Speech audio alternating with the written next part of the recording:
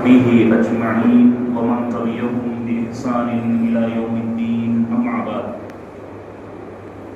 అల్హమ్దులిల్లాహ్ అల్లాహ్ సుబ్హానహు వ తఆలా యొక్క దయా కారుణ్యముతో మనమంతా ఇషా నమాజ్ జమాత్తో ఆచరించి ఉన్నాము. అల్లాహ్ సుబ్హానహు వ తఆలాతో దుఆ, అల్లాహ్ తఆలా మన అందరి ఈ ఆరాధనను స్వీకరించుగాక. ఆమీన్ యా రబ్బల్ ఆలమీన్.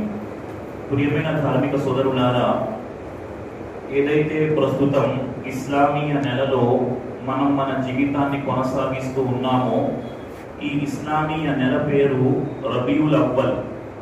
ఈ రబీయుల్ అవ్వల్ మాసానికి ఇస్లాంలో ఉన్న స్థానం ఏమిటి? వాస్తవానికి నేటి ముస్లిం ప్రపంచం ఈ రబీయుల్ అవ్వల్ మాసానికి ఏదైతే వాస్తవ స్థానం ఉన్నదో ఆ వాస్తవ స్థానాన్ని కాస్త పరిసమాప్తి చేసేసి ఈ రబీయుల్ అవ్వల్ మాసములో నూతన ప్రోకడలను, నవీన ఆచారాలను ఈ రబీయుల్ అవ్వల్ మాసంలో తీసుకురావడం జరిగింది. అందులో భాగంగానే రెండు విషయాలు. ఈ రబీయుల్ అవ్వల్ మాసానికి గడిచిన మాసము ఏదైతే సఫర్ మాసం ఉన్నదో, సఫర్ మాసాన్ని ముస్లిం సమాజం ఒక అపశకునపు మాసముగా మలచివేసింది. అదే విధంగా రబీయుల్ అవ్వల్ మాసాన్ని ఏ నెలలోనైతే ప్రవక్త వారు ఈ ప్రపంచాన్ని విడిచిపెట్టి వెళ్ళిపోయారో, ఆ నెలను ఏ దినాన అయితే ప్రవక్త వారు ప్రపంచాన్ని విడిచిపెట్టారో ఆ దినాన్ని ఈరోజు ముస్లిం సమాజం పండుగ దినముగా ప్రకటించుకుంటూ నిప్రియులారా. వాస్తవానికి సఫర్ నెల అపశకునము కాదు. చాలా మంది ముస్లిం సోదరులు సఫర్ మాసంలో అనేక బిదఅత్ పనులు చేస్తూ ఉంటారు. బహుశా మీరు విని ఉంటారు, సఫర్ చివరి బుధవారం నాడు ఆఖరి చార్షుంబా పేరుతో అనేక మంది పిక్నికులకు వెళ్తారు. వారు చెప్పే మాట ఏమిటంటే, ప్రవక్త వారు ఆ రోజు తన జీవితంలో స్వస్థతను పొందారు. వాస్తవానికి పూర్తి అబద్ధమైన మాట. ప్రవక్త వారు తన జీవితంలో చివరి బుధవారాన్ని ఎలా గడిపారో తెలుసుకునే ప్రయత్నము చేద్దాం. వాస్తవానికి ప్రవక్త సల్లల్లాహు అలైహి వసల్లం ఎప్పుడు పుట్టారు, ఎప్పుడు చనిపోయారు, ఈ రెండు మాటలు చెప్పి ప్రవక్త వారు తన జీవితపు చివరి ఘడియలు ఎలా గడిపారు, జీవితపు చివరి ఘడియలలో ప్రవక్త వారు మనకిచ్చిన సందేశం ఏమిటి అన్న అంశానికి సంబంధించి కొన్ని మాటలు ఇన్షాల్లా నేను మీ ముందు ఉంచే ప్రయత్నము చేస్తాను సోదరులారా. మొట్టమొదటి మాట, ప్రవక్త వారు పుట్టిన తేదీ ఏమిటి? ప్రవక్త వారు పుట్టిన తేదీ రబీయుల్ అవ్వల్ 9వ తారీఖు. ప్రవక్త వారు పుట్టిన రోజు రబీయుల్ అవ్వల్ మాసము 9వ తారీఖు. ఇందులో కాస్త ఇఖ్తిలాఫ్ ఉన్నప్పటికీ ప్రవక్త వారు చనిపోయిన దినం రబీయుల్ అవ్వల్ 12వ తారీఖు. ఇందులో ఎలాంటి ఇఖ్తిలాఫ్ లేదు. అందరూ కూడా ఏకాభిప్రాయం కలిగి ఉన్నారు. ప్రవక్త వారు రబీయుల్ అవ్వల్ మాసము 12వ తారీఖున ఈ ప్రపంచాన్ని విడిచిపెట్టి వెళ్ళారు. కానీ అల్లాహ్ రక్షించుగాక, ఏ దినాన ప్రవక్త వారు ప్రపంచాన్ని విడిచిపెట్టి వెళ్ళారో ఆ దినాన్ని ఈ రోజు ముస్లింలు ఏం చేసుకున్నారు? పండుగ దినముగా రోడ్లపై డీజే శబ్దాలు, డీజేలు పెట్టుకుంటూ, కేకులు కట్ చేసుకుంటూ, ఎవరైతే ఈద్ మీలాదున్ నబీ అన్న పండగ చెయ్యడో వాడిని బిదాతీగా దూషించడం జరుగుతుంది. వాస్తవానికి ప్రియులారా, ఈ రబీయుల్ అవ్వల్ మొదటి 12 రోజులలో ప్రవక్త వారి జీవితములో అత్యంత విషాదకరమైన రోజులు గడిచాయి సోదరుడా. చాలా మంది 10-12 రోజులను సెలబ్రేట్ చేసుకుంటారు. వాస్తవానికి ఈ 10-12 రోజుల నుండి మన జీవితంలో మనం నసీహతును పొందాలి. ఎలాంటి నసీహత్? ప్రవక్త వారి జీవితంలో ఈ 10-12 రోజులు ఎలా గడిచాయి? ఎవరైతే ఈ రోజు పండుగ పండుగ అంటున్నారో వారు ప్రవక్త జీవితం నుండి నసీహతును తీసుకోవాలి. ఎలా? ఇది 1448 హిజ్రీ సంవత్సరం. ప్రవక్త సల్లల్లాహు అలైహి వసల్లం ఈ ప్రపంచాన్ని విడిచిపెట్టిన హిజ్రీ సంవత్సరం ఎంత? 11 హిజ్రీ. 11 హిజ్రీ రబీయుల్ అవ్వల్ మాసము 12వ తారీఖున ప్రవక్త వారు ఈ ప్రపంచాన్ని విడిచిపెట్టి వెళ్ళిపోయారు. వాస్తవానికి ప్రవక్త వారు ప్రపంచాన్ని విడిచిపెట్టడానికి ఒక సంవత్సరం ముందు నుండే ప్రవక్త వారు తన సహబాలకు కొన్ని సూచనలు ఇవ్వటం ప్రారంభించారు. ఉదాహరణ, ఎప్పుడైతే అరేబియా ద్వీపకల్పం ప్రవక్త వారి క్రిందకి వచ్చేసిందో ప్రవక్త వారి మాట తీరు, సంభాషణ, ప్రవక్త వారి వైఖరిలో మార్పు వచ్చేసింది ప్రియుల. ఎలాంటి మార్పు అంటే హిజ్రీ 10వ సంవత్సరములో ప్రవక్త వారు 20 రోజులు ఏతికాఫ్ చేశారు. ప్రవక్త వారు ప్రతి సంవత్సరం ఒకసారి 10 రోజులు మాత్రమే ఏతికాఫ్ చేసేవారు. కానీ హిజ్రీ 10వ సంవత్సరంలో ప్రవక్త 20 రోజులు ఏతికాఫ్ చేశారు. అదే హిజ్రీ 10వ సంవత్సరం రమజాను మాసములో హజరత్ జిబ్రీల్ అలైహిస్సలాం కు ప్రవక్త వారు 2 సార్లు ఖురాన్ గ్రంథం చదివి వినిపించారు. ప్రతి రమజాన్ లో ప్రవక్త ఒక్కసారి ఖురాన్ చదివేవారు. కానీ హిజ్రీ 10వ సంవత్సరంలో 2 సార్లు ఖురాన్ ప్రవక్త చదివి వినిపించారు. అదే సంవత్సరంలో ప్రవక్త వారు హజ్ యాత్ర చేశారు. ప్రవక్త జీవితంలో ఎన్ని హజ్ యాత్రలు జరిగాయండి? ఒకే ఒక్క హజ్ యాత్ర. ప్రవక్త వారు ఒక్క హజ్ యాత్ర మాత్రమే చేశారు. ఏ సంవత్సరం? హిజ్రీ 10వ సంవత్సరంలో. హజ్ చేస్తున్న సమయంలో కూడా ప్రవక్త వారు సహబాలకు బోధించారు, లఅల్లీ లా అల్కాకుం బఅద ఆమీ హాదా, బహుశా వచ్చే సంవత్సరం నేను మిమ్మల్ని కలవలేనేమో, ఖుదు అన్నీ మనాసికకుం, మీరు హజ్ యొక్క సాంప్రదాయాలను నా నుండి అడిగి తెలుసుకోండి.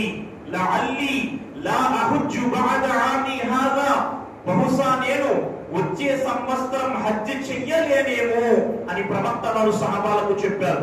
అదే హజ్ యాత్ర సమయం అయ్యామే తష్రీక్ యొక్క మధ్య దినము ప్రియులారా అల్లాహ్ తాలా సూరా అవతరింపజేశాడు.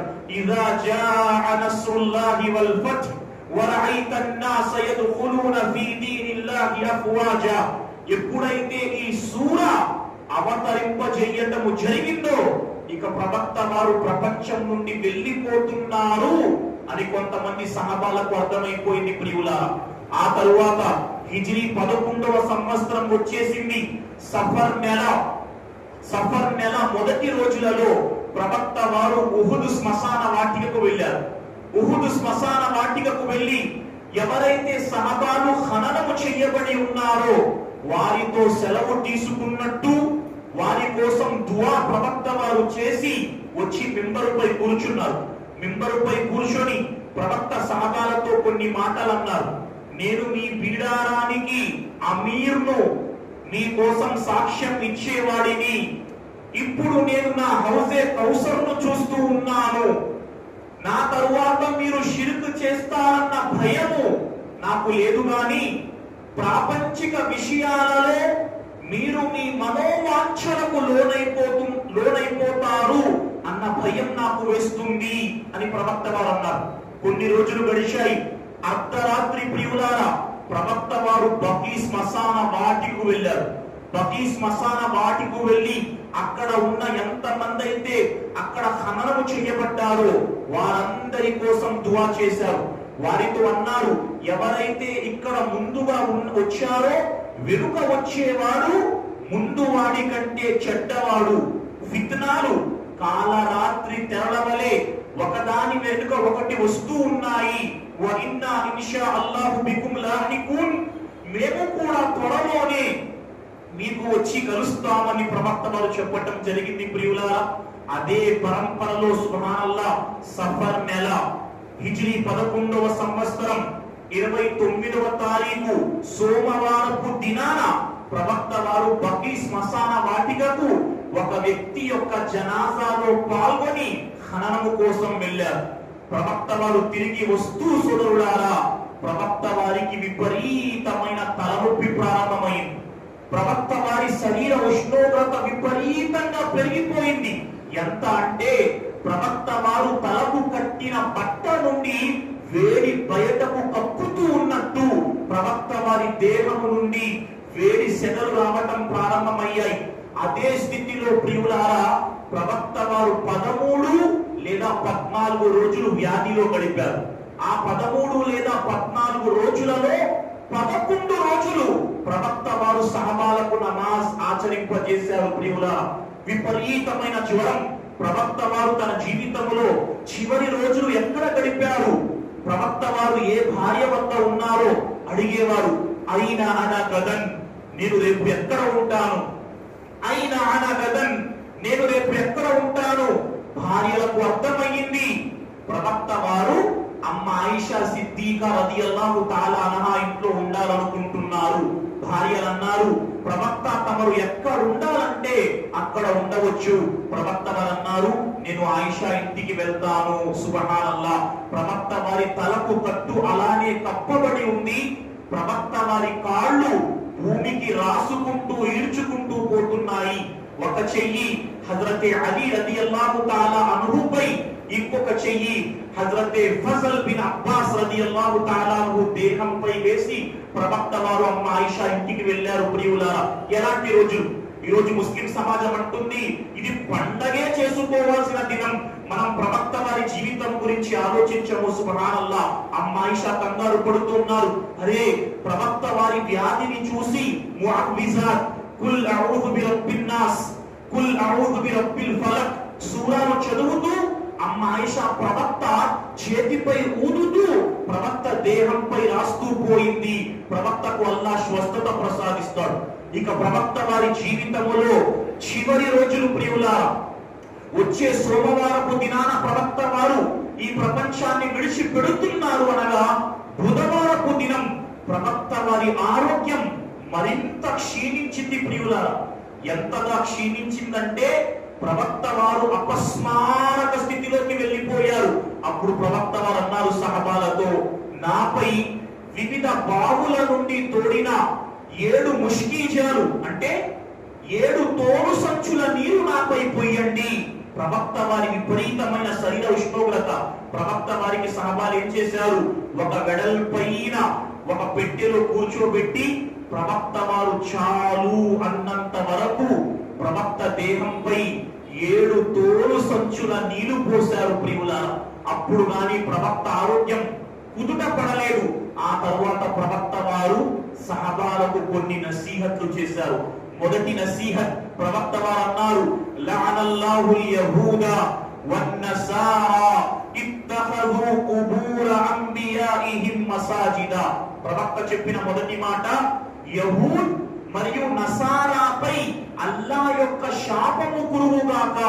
వారు తమ ప్రవక్తల యొక్క సమాధులను మస్జిదులుగా చేసుకున్నారు. ఈ రోజు ముస్లిం సమాజానికి మొదటి వార్నింగ్. ప్రవక్త వారు యూదులు మరియు క్రైస్తవుల కోసం చెప్పిన మాట, వారు తమ ప్రవక్తల యొక్క సమాధులను ఆరాధన ఆలయాలుగా చేసుకున్నారు. ఈ రోజు ముస్లిం సమాజం ఏ విధంగా ఎలాంటి అడ్రస్ లేని వారి సమాధులను కూడా ఆరాధన ఆలయాలుగా చేసుకుని సజదాలు చేయటం జరుగుతుంది. అల్లాహ్ రక్షించుగాక. ప్రియులారా, ఆలోచించండి. ప్రవక్త తన జీవితంలో చివరి స్థితిలో ప్రవక్త వారి దేహంపై 7 తోడు సంచుల నీరు తీసుకువచ్చి పొయ్యండి అని చెప్పిన పిదప ప్రవక్త చేస్తున్న మొదటి నసీహత్ తౌహీదు కోసం. ప్రియులారా, ఈ రోజు మనం తౌహీదును విడిచిపెడితే మన జీవితం పూర్తిగా నాశనం అయిపోతుంది. సుబ్హానల్లాహ్. ప్రవక్త వారు రెండవ మాట అన్నారు, లా తజ్అలు కబరీ మఫదన్, మీరు నా సమాధిని పూజ కోసం ఒక విగ్రహంగా మార్చుకోకండి. అల్లాహు ముస్తాన్. ప్రవక్త వారి సమాధిని మీరు ఉత్సవ పూజగా మార్చుకోకండి. ప్రవక్త వారు హెచ్చరించారు. దీన్ని బట్టి ప్రవక్త హెచ్చరించిన రెండవ మాట, సమాధి పూజ హరాం. సమాధులను పూజించటం హరాం. ప్రియులారా, ఇస్లాంలో లేదు. ఆ తరువాత ప్రవక్త వారు కిసాస్ కోసం సిద్ధపడ్డారు. తన చొక్కా తీసి ప్రవక్త అన్నారు, ఇదిగో అయ్యా, నేను మీలో ఎవరి వీపు మీదనైనా కొడితే వారు నా వీపుపై కొట్టి ప్రతీకారం తీర్చుకోవచ్చు. ప్రవక్త తన చొక్కా తీసి చూపించారు. ఆ తరువాత ప్రవక్త వారు నాలుగవ మాట అన్నారు, మీలో ఎవరి మాన మర్యాదలకు నేను భంగము కలిగిస్తే వారు నా నుండి వారి గౌరవాన్ని పొందవచ్చు అని ప్రవక్త వారు అన్నారు. తిరిగి ప్రవక్త వారు జోహర్ నమాజ్ చేయించారు. తిరిగి ప్రవక్త మింబరెక్కి అవే మాటలు చెబుతూ పోయారు. ఇంతలో ఒక వ్యక్తి లెగిచి అన్నాడు, ప్రవక్త, మీరు నాకు 3 దిర్హములు బాకీ ఉన్నారు. ప్రవక్త వారు హజరతే ఫజ్ల్ బిన్ అబ్బాస్ కి చెప్పారు, అతని 3 దిర్హములు చెల్లించండి. ఆ తరువాత ప్రవక్త వారు అన్సారుల కోసం నసీహత్ చేశారు. ఆ తరువాత ప్రవక్త ఒక మాట చెప్పారు, అల్లా ఒక దాసునికి ప్రపంచపు భోగ భాగ్యాలు కావాలా, లేకపోతే అల్లాహ్ వద్ద ఉన్నది కావాలా? రెండింటిలో ఏదో ఒకటి ఎన్నుకోమన్నాడు. ఆ దాసుడు అల్లాహ్ వద్ద ఉన్న దానిని ఎంచుకున్నాడు అని ప్రవక్త వారు చెప్పారు. ఈ మాట విన్న వెంటనే హజరత్ అబూబకర్ సిద్దీక్ అన్నారు, ప్రవక్త, మా తల్లి తండ్రితో సహా మేము మీకు సమర్పితం. హజరత్ అబూ సయీద్ ఖుద్రీ అంటూ ఉన్నారు, ప్రజలు అనుకున్నారు, ఏంటి ప్రవక్త గారు ఈ మాట చెబుతూ ఉంటే ఈ ముసలాయనేంటి మా అమ్మా నాన్న మీకు సమర్పితం అంటున్నారు? వాస్తవానికి వారందరిలో తెలివైన వారు హజరత్ అబూబకర్ సిద్దీక్ వారు. అతనికి తెలిసిపోయింది, ప్రవక్త వారు చెప్పిన మాట ఎవరి కోసమో కాదు, స్వయంగా ప్రవక్త వారికి అల్లాహ్ ఆఫర్ ఇచ్చాడు. ఆ తర్వాత ప్రవక్త వారు అన్నారు, నేను ప్రపంచములో ఎవరితోనైనా రుణపడి ఉన్నాను అంటే అది అబూబకర్ తో. సుబ్హానల్లాహ్. ఎలాంటి అబూబకర్ ప్రియుల మాట ముఖతసరి చేసే ప్రయత్నం చేస్తారు. ప్రవక్త వారు అన్నారు, నేను ప్రపంచంలో ఎవరితోనైనా రుణపడి ఉంటే అబూబకర్ తో రుణపడి ఉన్నాను. నేను అల్లాహ్ను కాకుండా ఎవరినైనా స్నేహితునిగా చేసుకోవలసి వస్తే అబూబకర్ను స్నేహితునిగా చేసుకునేవాడిని, కానీ అల్లాహ్ నాకు స్నేహితుడు. అబూబకర్ కు ఇస్లాం పరమైన సంబంధం నాతో ఉంది. ఈ మస్జిదే నబవీలో అన్ని ద్వారాలు మూసివేయండి, ఒక అబూబకర్ ద్వారం తెరిచి ఉంచండి ప్రవక్త అన్నారు. ఎందుకు? సహాబాలందరూ తమ తమ ఇళ్ల నుండి వచ్చేసేవారు ద్వారాల ద్వారా. ప్రవక్త అన్ని మూసేయమన్నారు, ఒక అబూబకర్ ద్వారం తెరిచి ఉంచమన్నారు. ఎందుకు? మనం చెప్పుకుంటూ పోతే హజరత్ అబూబకర్ జీవితం అవ్వదు ప్రియులారా. ఒక చిన్న తబూక్ సందర్భంగా ప్రవక్త వారు విరాళాలు స్వీకరించారు. హజరత్ ఉమర్ వచ్చారు, ఇంట్లో ఉన్న సగంలో సగం తెచ్చి ఇచ్చారు. ఈ రోజు అబూబకర్ను ఎలాగైనా మించిపోతాను. ఉమర్ వచ్చారు, ప్రవక్త అడిగారు, ఉమర్ ఇంట్లో ఏం విడిచిపెట్టావు? మీకు ఎంత సమర్పించానో అంత ఇంట్లో విడిచిపెట్టాను. హజరత్ అబూబకర్ వచ్చారు, అబూబకర్ ఇంట్లో ఏం విడిచిపెట్టావు? అల్లాహను అల్లాహ్ ప్రవక్తను విడిచిపెట్టాను, మిగతా అంతా మీ ముందు తీసుకొచ్చి ధారపోశాను. ఎలాంటి అబూబకర్? ప్రవక్త వారు గారే సౌర్లో వెళ్ళినప్పుడు ప్రవక్త వారి కాలి మధ్యలో కిందన పడకుండా ప్రవక్త వారిని ఎత్తుకొని వెళ్ళిన అబూబకర్. గారే సౌర్లో తన బట్టలు చించి కన్నాను మూసి, ఒక రంధ్రం ఉండిపోతే కాలి బొట్టన వేలితో దానిని మూసి, ప్రవక్త వారు తన తొడపై పడుకుంటే తన కాలికి విషపురుగు కాటు వేస్తే కాలు కదపకుండా నొప్పిని భరించుకుంటూ ఆ కన్నీళ్లను ప్రవక్త యొక్క చెక్కిళ్లపై అల్లాహు అక్బర్ అంటే అబూబకర్ సిద్దీక్ యొక్క జీవితం రలియల్లాహు తఆలా అన్హు. ఖైర్ ప్రియులారా, ఆ తరువాత గురువారం రోజు ప్రవక్త జీవితంలో చివరి గురువారం ప్రవక్త సల్లల్లాహు అలైహి వసల్లం అదే వ్యాధితో సహాబాలతో అన్నారు, మీరు ఒక పత్రం తీసుకురండి, నేను మీకు వసీయత్తు చేస్తాను, మీరు గుమ్రాహ్ అవ్వరు. ఇంతలో ఉమర్ రలియల్లాహు తఆలా వచ్చారు. అయ్యా చూస్తున్నారు కదా ప్రవక్త వారి పరిస్థితి ఎంత కష్టంగా ఉంది, మీ ముందు అల్లాహ్ గ్రంథం ఖురాన్ ఉంది కదా, అయ్యా ప్రవక్తను విడిచిపెట్టేయండి, ప్రవక్తను బాధ పెట్టకండి. ఇంతలో సహాబాల మధ్య ఆర్గ్యుమెంట్ జరిగింది. ప్రవక్త అన్నారు, వెళ్ళిపోండి ఇక్కడ నుండి. ఆ తరువాత ప్రవక్త 3 నసీహతులు చేశారు. మొదటి నసీహత్ నసారా యహూద్ ముష్రిక్కులను అరేబియా ద్వీపకల్పం నుండి వెళ్ళగొట్టడం. రెండవ నసీహత్ ఎలాగైతే ప్రతినిధులను మేము ఆహ్వానించేవారమో మీరు కూడా ఆహ్వానించండి. మూడవ నసీహత్ సహాబీకి గుర్తుకు లేదు చెప్పేవారికి అది నమాజు చెయ్యండి కావచ్చు, ఖురాన్ హదీస్ గట్టిగా పట్టుకోండి కావచ్చు, లేదా ఉసామా రలియల్లాహు తఆలా అన్హు సైన్యాన్ని పంపించడం కోసం కావచ్చు. ఆ చివరి గురువారం మగ్రిబ్ నమాజు కూడా ప్రవక్త వారు ఇమామత్తో చేయించారు. వల్ ముర్సలాతి ఉర్ఫా అన్న సూరా ప్రవక్త వారు చదివించారు. ఇషా సమయం అయ్యింది. ప్రవక్త వారు అమ్మ ఆయిషతో అడిగారు, గురువారం ఆయిషా ప్రజలు ఇషా చేశారా? లేదు ప్రవక్త, మీకోసం ఎదురు చూస్తున్నారు. ప్రవక్త లేచి నిలబడ్డారు, రుజువు చేసుకున్నారు, మస్జిద్ కు వెళ్దాం అనుకున్నారు, స్పృహ కోల్పోయి పడిపోయారు. రెండవసారి మూడవసారి అలాగే జరిగింది. ప్రవక్త అన్నారు, నమాజు చేశారా? అవ్వలేదు. ప్రవక్త అమ్మ ఆయిషతో చెప్పారు, ఆయిషా మీ నాన్నకు నమాజు చేయించమని చెప్పు. అమ్మ ఆయిషా చెప్పింది, మా నాన్న నమాజులో ఏడుస్తారండి, మా నాన్నను ఇమామత్ కోసం మీరు నిలబెట్టవద్దు. వాస్తవానికి అమ్మ ఆయిషా మనస్సులో ఆ మాట లేదు. అమ్మ ఆయిషా అనుకుంది, మా నాన్న గనుక నమాజు కోసం ఇమామత్ కు వెళ్ళి ప్రవక్త వారు చనిపోతే ప్రజలు మా నాన్నను అపశకునంగా భావిస్తారు. ఈ ముసలి వ్యక్తి నమాజు చేయించారు, ప్రవక్త చనిపోయారు అనుకుంటారు. కాబట్టి అమ్మ ఆయిషా చెప్పాలనుకుంది. ప్రవక్త అన్నారు, లేదు ఆయిషా, యూసుఫ్ అలైహిస్సలాం స్త్రీల లాంటి మాట మాట్లాడకు, మీ నాన్నకు నమాజు చేయించమని చెప్పు. యూసుఫ్ స్త్రీ ఉదాహరణ ప్రవక్త ఎందుకు ఇచ్చారు? యూసుఫ్ స్త్రీలందరూ ఆ అజీజ్ యొక్క భార్య గురించి మనస్సులో చెడుగా అనుకున్నారు. కానీ వాస్తవానికి వారు యూసుఫ్ అలైహిస్సలాం ను చూస్తే చేతులు కత్తిరించుకున్నారు. అంటే మనస్సులో ఒక మాట పెట్టుకొని బయటకు ఒక మాట చెప్పటం లాంటిది ఖైర్. హజరత్ అబూబకర్ సిద్దిక్ వారు ప్రవక్త బ్రతికుండగా 17 నమాజులకు ఇమామత్ చేయించారు. సుబ్హానల్లాహ్. ఆ తర్వాత ప్రవక్త జీవితంలో చివరి శనివారం సోదరులారా జోహర్ నమాజ్ సమయం అవుతుంది. ప్రవక్త వారు సహబాల వద్దకు వచ్చారు. హజరత్ అబూబకర్ నమాజు చేయిస్తున్నారు. ప్రవక్త వారు హజరత్ అబూబకర్ వెనక్కి వెళ్లే ప్రయత్నం చేశారు. ప్రవక్త వారు వద్దు అన్నారు. నన్ను అబూబకర్ కు ఎడమ వైపున కూర్చోబెట్టండి. ప్రవక్త వారిని తీసుకువచ్చి అబూబకర్ సిద్దిక్ వారికి ఎడమ వైపున కూర్చోబెట్టడం జరిగింది. ప్రవక్త వారు నమాజు చేయించారు. అబూబకర్ వారు ప్రవక్త వారి తక్బీర్లను సహబాలకు చెప్పనారంభించారు.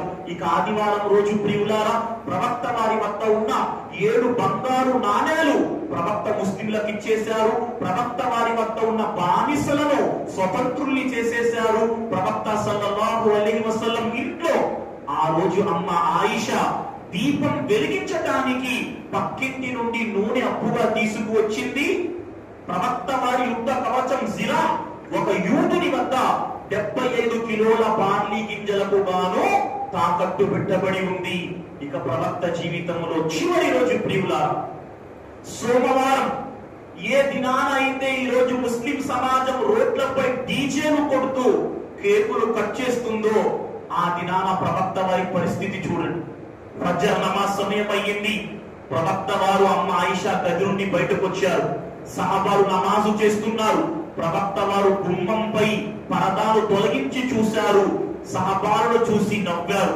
సహబాలు అనుకున్నారు ప్రవక్త వారు నమాజు కోసం వచ్చేస్తారు. అబూబకర్ వెనక్కి వెళ్ళటం ప్రారంభించారు. ప్రవక్త అన్నారు, లేదు, ప్రవక్త వారు మీ నమాజు మీరు చేసుకోండి సైగ ద్వారా చెప్పేశారు. ఆ యొక్క పరదా కిందకి దించేశారు. ఇక ప్రవక్త జీవితంలో వేరే నమాజు పొందలేదు ప్రియులారా. హజరత్ అనస్ రదియల్లాహు తఆలా అన్హు అంటున్నారు, ఆ రోజు జరిగిన సంఘటన ఏమిటి? ఆ సోమవారం నాడు చాష్త్ సమయం అయ్యింది. ప్రవక్త సల్లల్లాహు అలైహి వసల్లం హజరతే ఫాతిమా రదియల్లాహు తఆలా అన్హాను పిలిచారు. ఫాతిమా చెవిలో ఒక మాట చెప్పారు. ఫాతిమా విపరీతంగా ఏడ్చింది. రెండవ మాట ప్రవక్త ఫాతిమా చెవిలో చెప్పారు. ఫాతిమా నవ్వింది. చాలా నాళ్లకు అమ్మ ఆయిషా అడిగింది ఫాతిమాతో, ఫాతిమా, మీ నాన్న చనిపోయిన రోజు ఒక మాట చెబితే నువ్వు నవ్వావు, ఇంకొక మాట చెబితే ఏడ్చావు. ఫాతిమా వారు చెప్పారు, ఆ రోజు మా నాన్న చెప్పిన మాట, ఈ వ్యాధితో నీ తండ్రి చనిపోతున్నాడు, నేను విపరీతంగా ఏడ్చాను. రెండవ మాట, నా కుటుంబములో అందరికంటే ముందు నా వద్దకు నువ్వే వస్తావు ఫాతిమా అని మా నాన్న చెప్పారు. నేను నవ్వాను. ప్రవక్త వారు చనిపోయిన 6 నెలలకు ఫాతిమా రదియల్లాహు తఆలా అన్హా చనిపోయారు. ప్రియులారా సుబ్హానల్లాహ్. ప్రవక్త సల్లల్లాహు అలైహి వసల్లం హజరత్ హసన్ ను పిలిచారు, ముద్దాడారు. హజరత్ హుస్సేన్ ను పిలిచారు, ముద్దాడారు. సహబాలను పిలిచారు. సహబాలతో అన్నారు ప్రవక్త, అస్సలా అస్సలా. ప్రవక్త వారు సకరాతు స్థితిలో ఉండి సహబాలకు చేస్తున్న నసీహత్ వసీయత్ ప్రియులారా, నమాజు స్థాపించండి, నమాజు స్థాపించండి. భార్యలకు ఆజ్ఞాపించారు. అమ్మ ఆయిషా చెప్పారు, ఆయిషా, ఖైబర్ లో ఏ విషం అయితే నాకు తినిపించారో ఆ విషం యొక్క ప్రభావం బయటపడుతుంది, బహుశా నేను ఈ వ్యాధితో చనిపోతానేమో అని ప్రవక్త వారు అమ్మ ఆయిషాతో చెప్పారు. ఆ తరువాత ప్రవక్త వారికి మరణ ఘడియలు ప్రారంభమయ్యాయి. ప్రియులారా, అమ్మ ఆయిషా అంటూ ఉంది, అల్లాహ్ తాలా నాపై కురిపించిన కారుణ్యాలలో ఒక కారుణ్యం ఏమిటంటే, నా ఇంట నా వంతు నా రోజున నా వక్షస్థలంపై ప్రవక్త తలపెట్టి ప్రపంచం నుండి వెళ్ళిపోయారు. జరిగింది ఏంటంటే అమ్మ ఆయిషా తన దేహానికి ఆంచుకొని ప్రవక్త వారిని పడుకోబెట్టుకున్నారు. ఇంతలో అమ్మ ఆయిషా అంటుంది, అల్లాహ్ తాలా నాపై కురిపించిన అనుగ్రహం ఏమిటంటే చివరి సమయంలో ప్రవక్త ఉమ్ము నా ఉమ్ముతో అల్లాహ్ కలిపాడు. ఏం జరిగింది? ప్రవక్త వారు అల్లాహు అక్బర్ విపరీతమైన కష్టంలో ఉన్నారు. ఇంతలో అమ్మ ఆయిషా యొక్క తమ్ముడు సోదరుడు హజరతే Abdur Rahman bin Abu Bakr ఒక మిస్వాక్ పుల్ల తీసుకొచ్చారు. ప్రవక్త వారు మిస్వాక్ పుల్ల వైపునకు చూస్తున్నారు. అమ్మ ఆయిషా అడిగింది ప్రవక్తతో, ప్రవక్త మిస్వాక్ చేద్దాం అనుకుంటున్నారా? ప్రవక్త అవును అన్నట్టు తల ఊపారు. అమ్మ ఆయిషా మిస్వాక్ తీసుకుంది, ప్రవక్త వారికి ఇచ్చింది. ప్రవక్త వారు నమలటానికి వీలు లేనంత గట్టిగా మిస్వాక్ ఉన్నది. అమ్మ ఆయిషా తీసుకుని తన పళ్ళతో దాన్ని మెత్తగా నమిలి ప్రవక్త వారికి ఇచ్చారు. ప్రవక్త వారు తనివి తీరా దంతదామనం చేసుకున్నారు. అమ్మ ఆయిషా ఉమ్మును అల్లాహ్ ప్రవక్త ఉమ్ముతో కలిపాడు. అల్లాహు అక్బర్. ఈ రోజు ప్రపంచం అంటుంది, ఆయిషా బాధపడిందండి ప్రవక్త వారితో. అరే, అతని ప్రవక్త వారి జీవితపు చివరి ఘడియలలో ప్రవక్త ఉమ్ము తన ఉమ్ముతో కలవటాన్ని ఆయిషా ఎంత గొప్పగా చెప్పుకుంది ప్రపంచానికి. ఇలాంటి ఆయిషా ప్రవక్తతో బాధపడి జీవితం గడిపిందా? చెప్పేవాడి బుర్రలో మెదడు లేదు ప్రియులారా, అలాంటి వారి బుర్రలో పేడ ఉంటుంది. అమ్మ ఆయిషా తన జీవితపు చివరి ఘడియలో ప్రవక్త వారి ఉమ్ము కలవటాన్ని గొప్పగా భావిస్తుంది. చెప్పేవాడు చెప్తాడు, ఆయిషా బాధపడి ప్రవక్తతో జీవితం గడిపింది. ఖైర్ ప్రియులారా, ఆ తర్వాత ప్రవక్త మిస్వాక్ చేసుకొని ఒక పెద్ద పళ్ళె ప్రవక్త ముందున్నది. ప్రవక్త వారు నీళ్లు ముఖంపై తుడుచుకుంటున్నారు. పెదవులు కదులుతున్నాయి. అమ్మ ఆయిషా వెళ్ళి వింటుంది ప్రవక్త ఏం చెబుతున్నారు. ప్రవక్త అంటున్నారు, లా ఇలాహ ఇల్లల్లాహ్ ఇన్నలిల్ మౌతి లసకరాత్. అల్లాహ్ తప్ప వేరే ఆరాధ్య దైవము లేరు. మరణములో యాతన ఉంది, మరణములో యాతన ఉంది. ప్రవక్త వారి జీవితం అలా ఉంటే మనం మన యొక్క ఆఖిరత్ కోసం ఆలోచించాలి. ఆ తర్వాత ప్రవక్త వారి వద్దకు అమ్మ ఆయిషా వెళ్ళి వింటున్నారు. ప్రవక్త కొన్ని మాటలు అల్లాహ్ అడుగుతున్నారు. అల్లాహ్, నువ్వు ఏ సాలిహీన్, ఏ షుహదా, ఏ అంబియా, ఏ సిద్దీకులకు బహుకరించావో నాకు బహుకరించల్లా. ప్రవక్త వారి చేతి వేలు లేదా ప్రవక్త వారి చెయ్యి ఇంటి పైకప్పు వైపునకు ఉంది. ప్రవక్త కళ్ళు ఇంటి పైకప్పు వైపునకు చూస్తున్నాయి. ప్రవక్త అంటున్నారు, అల్లాహుమ్మ గుఫిర్లీ, అల్లాహ్ నన్ను క్షమించు, వర్హమ్ని, అల్లాహ్ నాపై నీ కారుణ్యాన్ని కురిపించు, వల్హిక్ని బిర్రఫీకిల్ ఆలా, అల్లాహ్ నీ పరమ ఆప్తులలో నన్ను చేర్చుకో. అల్లాహుమ్మ రఫీకల్ ఆలా, అల్లాహుమ్మ రఫీకల్ ఆలా, అల్లాహుమ్మ రఫీకల్ ఆలా. అల్లాహ్ నువ్వే పరమ ఆప్తునివి, అల్లాహ్ నువ్వే పరమ ఆప్తునివి. ప్రవక్త వారు చెప్పారు 3 సార్లు.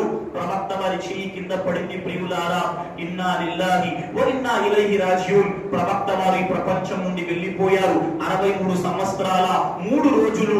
ఇదే రబీఉల్ అవ్వల్ 12వ తారీఖు 5 నిమిషాల మాట. ప్రియులారా, సహాబాలు కంగారు పడిపోయారు. ఏం జరుగుతుందో సహాబాలకు అర్థం కాలేదు. ఒక పక్క హజరత్ అనస్ అంటారు, ఏ రోజు ప్రవక్త మదీనాకు వచ్చారో మదీనా వెలిగిపోయింది.